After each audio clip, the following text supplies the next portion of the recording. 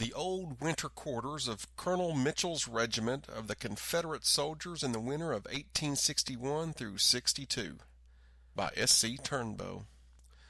The author remembers being at the campground of the 14th Arkansas Regiment of Infantry, CSA, when it was in the winter quarters of Madison County, Arkansas, in the winter of 1861 through 62.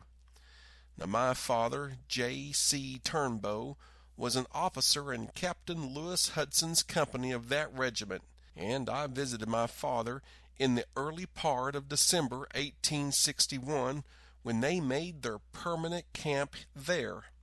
It has been so long that my recollections of the locality of the camp has faded, but Mr. E.B. Ben Hager was a resident of Madison County when Colonel William C. Mitchell, the commander of this regiment, was camped here.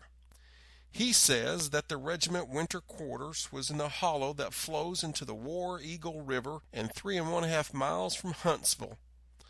Now, the ground occupied by the men was once known as the old campground, where a number of big revival meetings had been carried on long before the war times. A fine spring of water which was nearby furnished plenty of water for the soldiers as well as the meeting folks. Colonel Mitchell used the old arbor for the storage of commissaries by having it stockaded or making sides to it with logs and poles and lumber.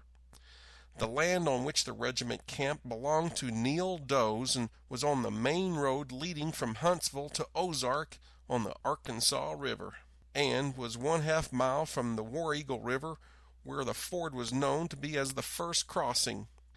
This ford was 4 miles from Huntsville.